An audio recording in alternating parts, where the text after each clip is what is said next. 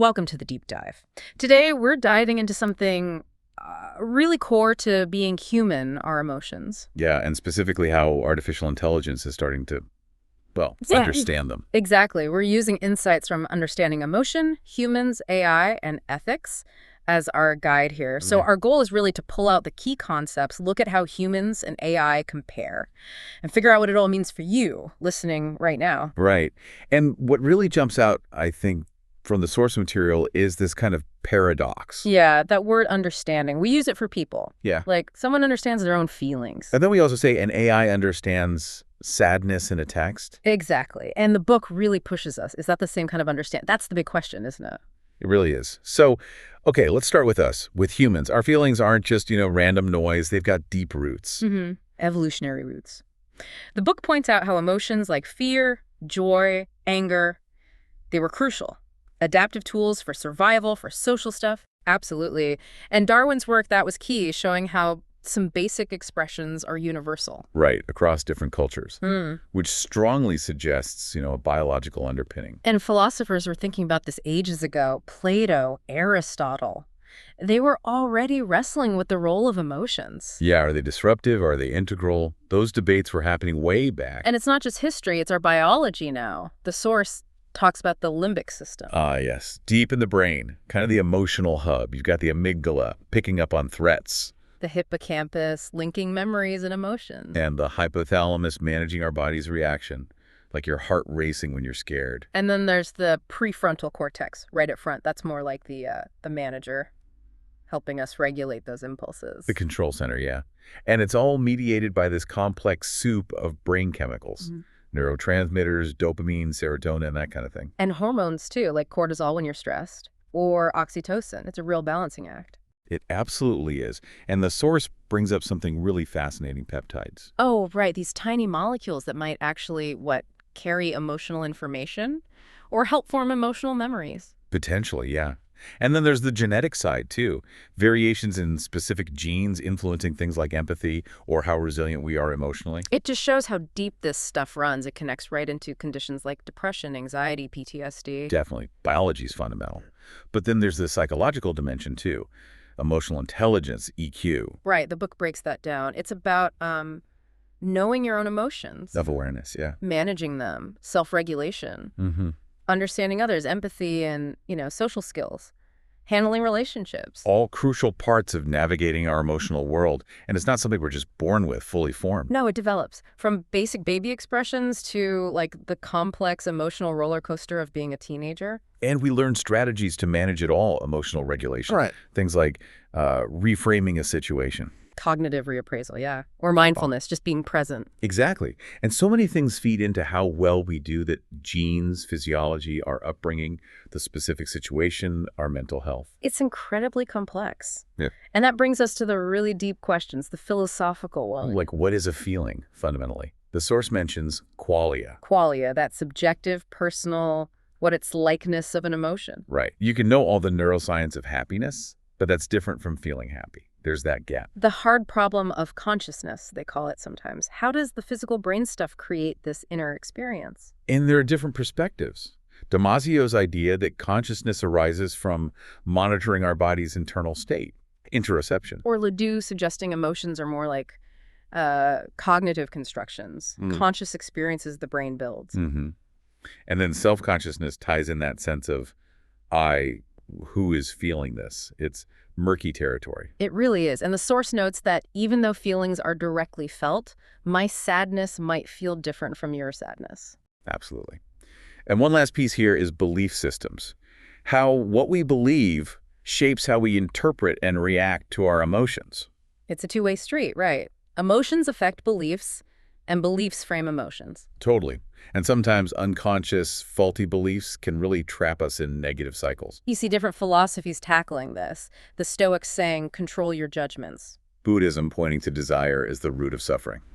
Existentialism focusing on how emotions help us create meaning. So yeah, the human side. Incredibly rich, layered, biological, psychological, philosophical. Definitely. Okay, so let's pivot now.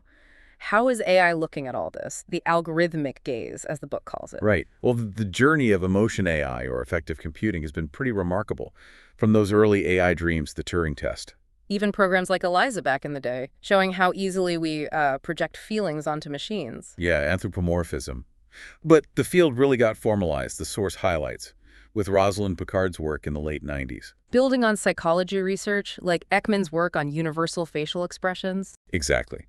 And the methods AI uses have evolved dramatically, from older machine learning approaches to now deep learning. Things like CNNs, RNNs, transformers, these complex models that learn patterns from vast amounts of data. Kind of like how our brains learn, but obviously very different underneath. And a big focus now is on multimodal systems. And they look at multiple things at once. Yeah, not just the face, but also the voice, the text someone writes, maybe even physiological signals like heart rate or skin conductance. Combining inputs for a fuller picture makes sense. And getting that data ready, pre-processing it, that's a huge part of the puzzle too. Plus, the impact of large language models has been massive recently. Okay, so what can AI do right now, practically speaking? Well, the book outlines several key areas. Facial emotion recognition, or FER, using things like CNNs to analyze facial landmarks. Looking for smiles, frowns, that kind of thing. Right. Then there's vocal emotion recognition, VER, analyzing pitch, tone, speed of voice. Picking up anger, sadness, joy from how we speak. That's the goal, yeah. Text-based analysis, sentiment analysis is huge too, especially with LLMs understanding nuances in language better. And you mentioned physiological signals, like from wearables. Exactly. EEG for brainwaves, ECG for heart activity, skin conductance, trying to infer emotional states from body signals. And these are often combined, right? Multimodal approaches. Yes. The source mentions systems that integrate, say, facial and vocal cues. And these capabilities are being applied in healthcare, customer service, education, entertainment. Lots of areas. And this feels like a really big but. The book stresses the limitations. There's still a massive gap, isn't there? Oh, absolutely. A chasm, really. AI struggles hugely with nuance and subtlety. Like sarcasm, irony, trying to hide how you feel. Exactly. Things humans pick up on, often intuitively. AI is often quite literal. Context is another massive hurdle. Right, the tears example. Sad tears, happy tears, frustration tears. Context is everything. And AI often lacks that broad world knowledge or the ability to apply it effectively. Cultural differences are a huge problem, too. How emotions are shown, interpreted, it varies. Hugely. And a lot of AI training data comes from specific, often Western-educated, industrialized backgrounds. Weird data, they call it. Which leads to bias. Big time. And maybe the deepest gap is intentionality and subjective experience, that qualia we talked about. AI doesn't feel anything. It doesn't have that inner what it's like. Nope. Its understanding is pattern matching, however sophisticated. It's derived, not genuine.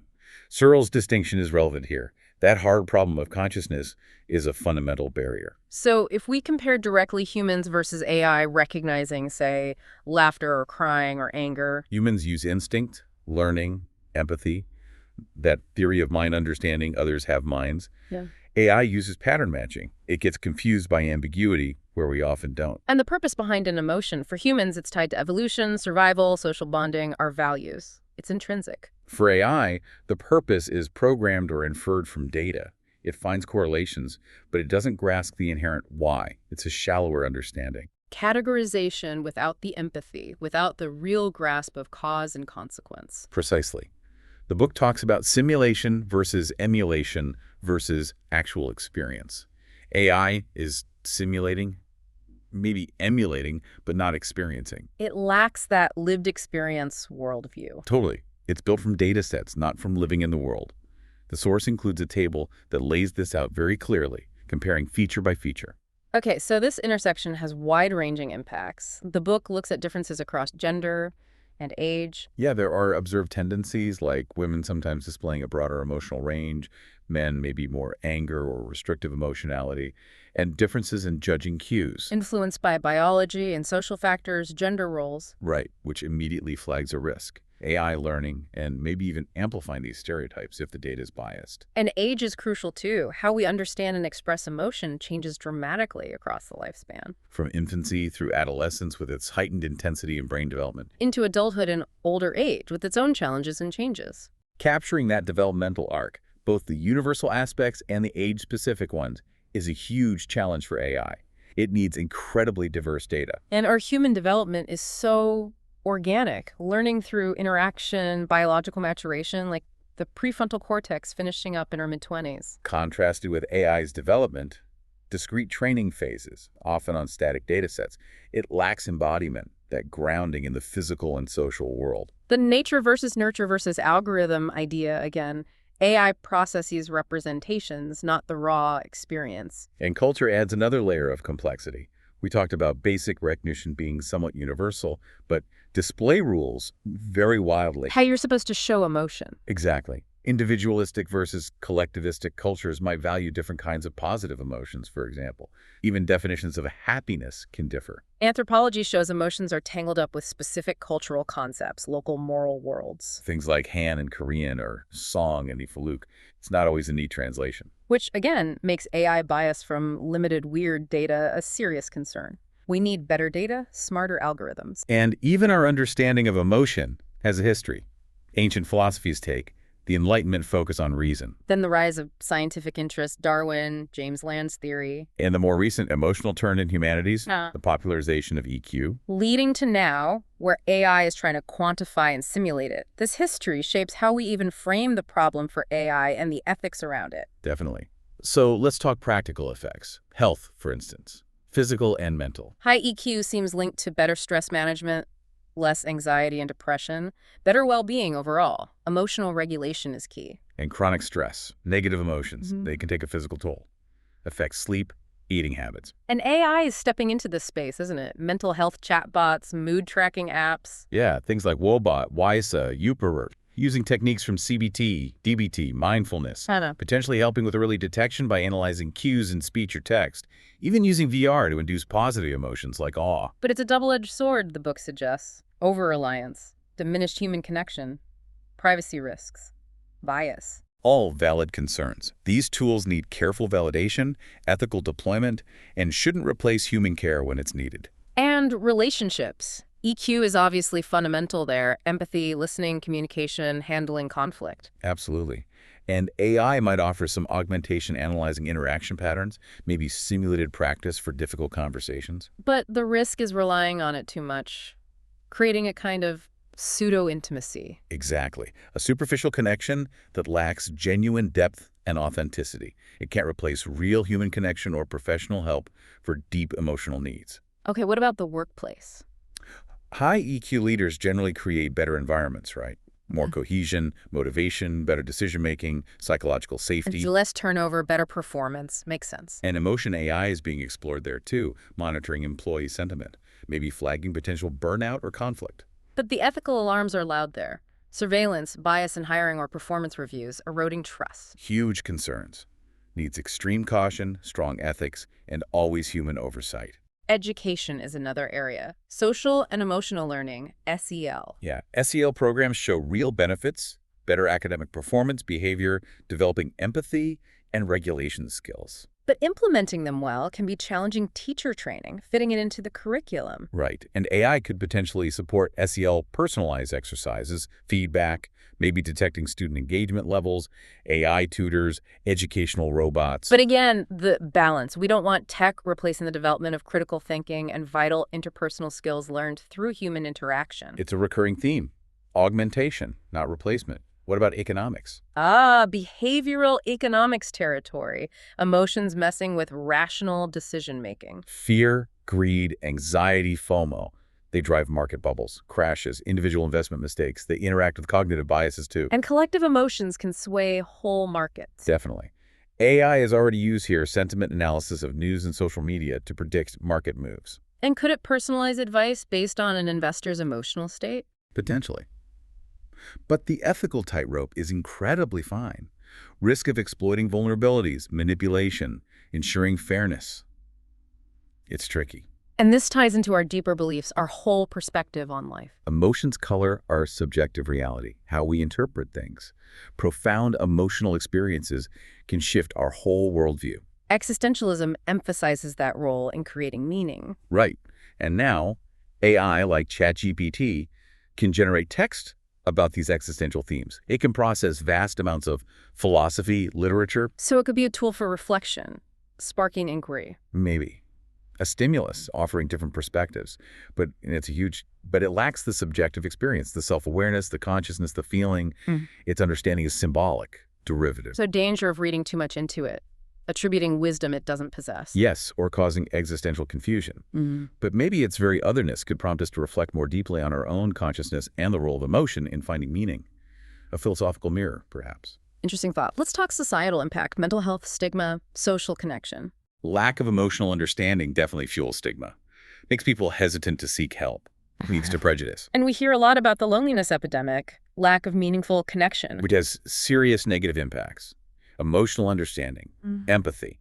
They're the bedrock of social cohesion and trust. So where does AI fit? It could offer anonymous support, maybe reducing stigma for some? But that risk of pseudo-intimacy comes back, potentially worsening isolation if it replaces real human bonds. Human alienation, the source calls it. Supplement, not replace. Again. And thinking about social status, group behavior. High EQ often correlates with better social navigation, leadership potential. And collective emotions drive trends, social movements, political shifts, emotional contagion. Right. And AI can now analyze these collective states from online data, news feeds. Potential for good, like coordinating disaster relief based on public sentiment. Possibly. But the risk of manipulation is massive. Political campaigns targeting emotional vulnerabilities, hyper-personalized persuasive marketing. Amplifying emotional contagion because AI can operate continuously, adaptively. Exactly. It's a critical governance challenge. How do we prevent misuse? Even science isn't purely rational, is it? The book touches on emotion in discovery. Yeah, the old reason versus emotion view is fading. Intuition, that gut feeling, plays a role in breakthroughs. A sense of elegance or promise in an idea. And our emotional state affects our reasoning. Being anxious can hinder logic, for example. Though high EI, good regulation, seems linked to better reasoning. And science itself is now studying the basis of emotion. Can AI help there? Analyzing data for hypotheses? Building models of emotion? Potentially, yes. Defining emotion computationally, maybe anticipating human responses, even making AI explanations, XAI, sensitive to a user's emotional state. It might offer insights into the logic of emotion itself. So pulling back a bit, how do we actually get this emotional understanding? Humans versus AI pathways. For humans, it's this incredible mix. Biology gives us the foundation, evolutionary pressures, our neural architecture, genetic predispositions. Then nurture experiential learning from day one. Social interactions, feedback, cultural immersion, early attachments are crucial, refining our intuition. Experience. And finally, education. Explicitly teaching emotional literacy, SEL programs, vocabulary for feelings, regulation strategies, empathy skills. Nurture through learning. So nature, nurture, and education combined. Right. Contrast that with AI. Its pathway is data-driven learning on massive data sets of human expressions. Which immediately raises issues of data quality, diversity, bias, and labeling. Critically important issues. Then sophisticated algorithms, CNNs, RNNs, transformers learn to spot patterns in that data. Multimodal fusion tries to integrate different signals. But the big challenge we keep hitting is contextual awareness. Exactly. Understanding the situation, the social cues, the cultural background, irony, sarcasm. AI struggles deeply with implicit meaning. Efforts are underway, using NLP, knowledge graphs, trying to give AI more context? Yes, but the achievement is fundamentally different. For humans, emotional understanding is a developmental milestone crucial for well-being. For AI, it's a performance metric on a task. It can be accurate in specific scenarios, but lacks generalizable, deep understanding. Comparing them directly is almost a category error. I think so. And thinking about origins, human emotion is an evolutionary product. Its purpose is intrinsic to survival, social bonding, well-being. Emotions are adaptive signals for us. Whereas AI emotion systems are engineered artifacts. Their purpose is extrinsic, defined by human creators, improve customer service, provide therapy, increase engagement, conduct surveillance. It lacks biological imperative. Its understanding is functional, not teleological like ours. And it's entirely dependent on human emotional labor and knowledge. The data sets, the algorithms, the computing power. It can't generate the raw material itself, which raises ethical questions about sourcing, labor, ownership. But despite these deep differences, AI could be a catalyst, right? Enhance our own emotional insight, quality of life. Potentially, yes. Augmenting well-being is a major area. We mentioned mental health support chatbots, mood trackers, virtual coaching, using established techniques. Ollie AI is cited as an example. Early detection, augmented telepsychology, personalized plans. The benefits are clear. Accessibility, 247 availability, reduced stigma for some, potentially lower cost. But the challenges remain. Validation is often limited or patchy. Privacy concerns, ethical issues like bias, the lack of genuine human connection. And the risk of becoming an emotional crutch, hindering development of our own coping skills. AI could also just make daily life smoother, maybe, more positive. That's the idea behind more empathetic human-computer interaction. Customer service bots that detect frustration and adapt personalized recommendations based on inferred mood. Proactive stress management tools that spot patterns and suggest breaks or mindfulness exercises. Exactly. Aiming for functionally smart systems that are also more emotionally attuned, leading to less friction, more positive experiences day to day. And could AI help us develop our own skills? Logic, empathy, social skills. There's potential. For logic and critical thinking, AI could offer feedback, identify fallacies, though there's a risk of just offloading the thinking. Need to stay engaged. Right. For empathy and social skills, maybe analyzing our own communication patterns, providing simulated practice for tricky interactions. Polite AI might even reinforce social norms. Though that could have downsides too, making us less patient with human messiness. Possibly. It could help democratize basic emotional literacy, but again, can't replace the depth needed for complex development or healing real trauma. That needs human connection, often professional help. And navigating those big existential questions. LLMs can process and synthesize texts on meaning, purpose, mortality. As we said, maybe act as a stimulus for our inquiry. Offer different viewpoints we hadn't considered. Yeah, but always remembering the limitations.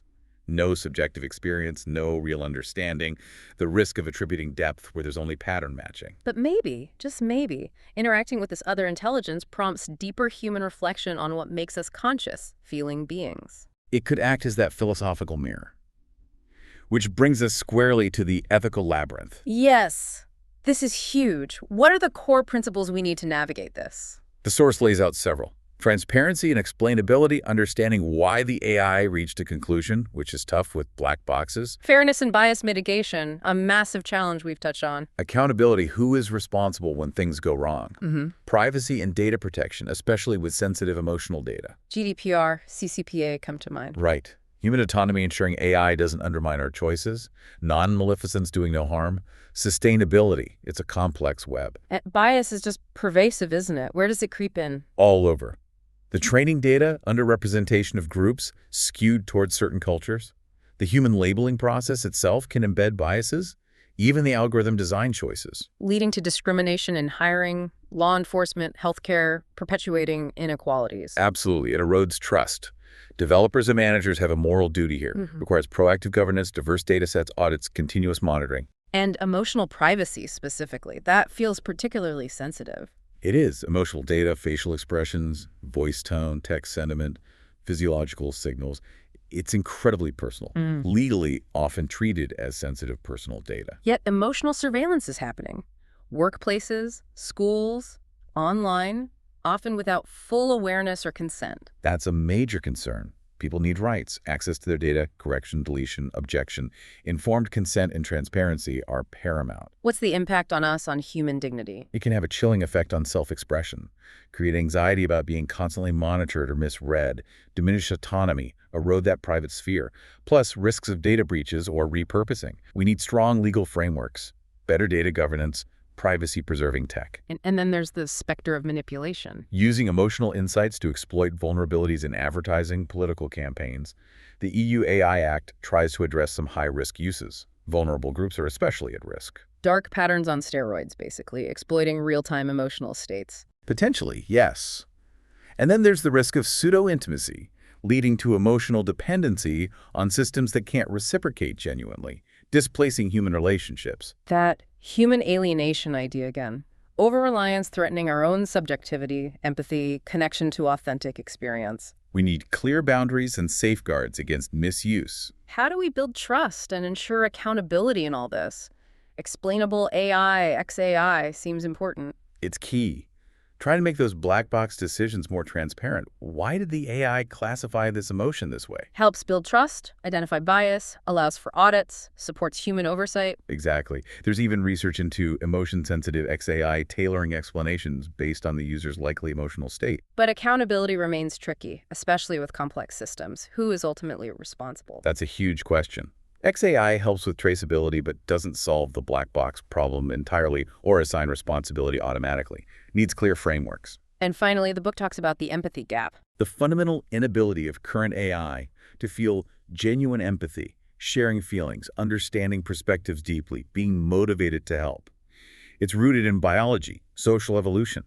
AI simulates empathy based on patterns it's learned. What are the implications of that gap? Imagine AI making decisions in sensitive contexts, caregiving, law enforcement, even military applications without genuine empathy.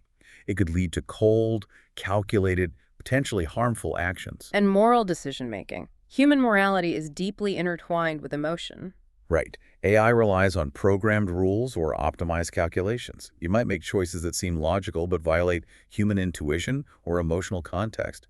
Think classic trolley problems. Defining ethical AI behavior in emotionally charged situations is incredibly difficult. So as we bring this deep dive to a close, it really boils down to that contrast, doesn't it? Yeah. Sophisticated AI pattern recognition on one side. And deeply human, embodied, subjective emotional understanding on the other. They aren't the same thing. Not at all.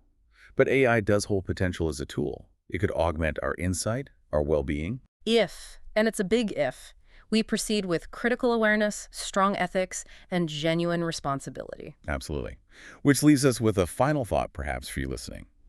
Given these fundamental differences we've explored, what does it really mean for a machine to understand a feeling?